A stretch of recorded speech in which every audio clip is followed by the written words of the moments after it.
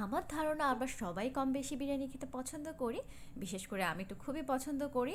আজকে মনে হলো আমরা তো রেগুলার অনেক ধরনের বিরিয়ানি খাই, আজকে ডিফারেন্ট কোনো একটা বিরিয়ানি রান্না করি। তো যেই ভাবা সেই কাজ, আমি ভাবলাম আজকে পাকিস্তানের সিন্ধি বিরিয়ানিটা, এটা কিন্তু বেশ পপুলার পাকিস্তানে। এই বিরিয়ানিটা আমার কখনো খাওয়া হয়নি, তো ভাবলাম আজকে এই বিরিয়ানিটি রান্না করি। তো আজকে কিন্তু বাইরে খুব বৃষ্টি হচ্ছে, ওয়েদারের সাথেও কিন্তু আসলে বিরিয়ানিটা যাচ্ছিল।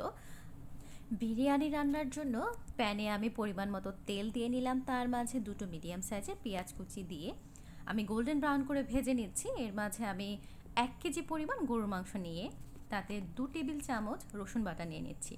রসুন বাটাটাকে আমি গরুর মাংসের সাথে ভালোভাবে মিশিয়ে নিচ্ছি।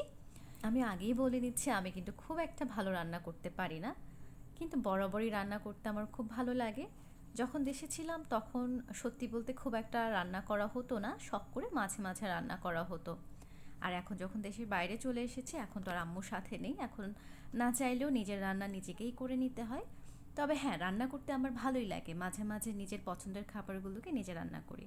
যখন একদম শুরুতে ক্যানাডাতে এসেছি তখন কিন্তু খাবার খেতে খুবই কষ্ট হতো। এখানের খাবারগুলো আমি একদম খেতে পারতাম না, বিশেষ করে এখানের মশলাগুলো যেন কেমন বাংলাদেশের মতো অত ভালো লাগে না, ইভেন ফুডগুলোও বাংলাদেশের মতো অত মজা লাগে না।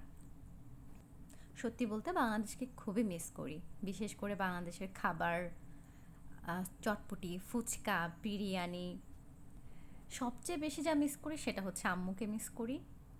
তবে এখানে ইন্ডিয়ান কিছু দোকান আছে, ওখানে পানিপুরি পাওয়া যায়। আমি খেয়ে দেখেছি একবার, কিন্তু অত ভালো লাগেনি। হ্যাঁ, তবে সেদিন কিন্তু আমার খুব চটপটি খেতে ইচ্ছা করলো, বাংলাদেশি দোকান থেকে চটপটির ডাল কিনে এনে আমি সেদিন বাসায় নিজেই চটপটি বানিয়ে নিলাম।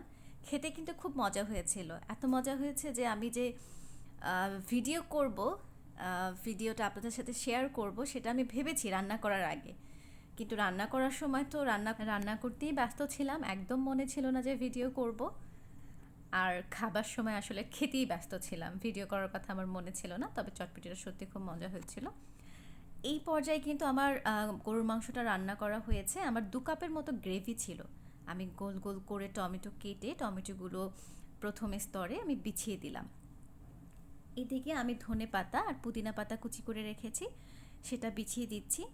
ধনে পাতা আর পুদিনা পাতা বিছানোর পরে অপর পাশে কিন্তু আলু আমি ঘি আর তেলে ভেজে রেখেছিলাম, সেই ভেজে রাখা আলুটাকে আমি বিছিয়ে দিলাম।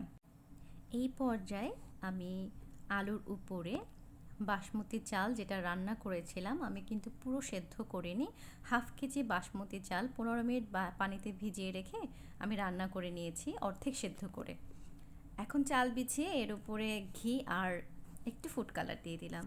আমাদের এখানে আজকে অনেক বৃষ্টি হচ্ছে, আমি রান্নাটি দমে বসিয়ে একটু বৃষ্টি দেখে নিলাম।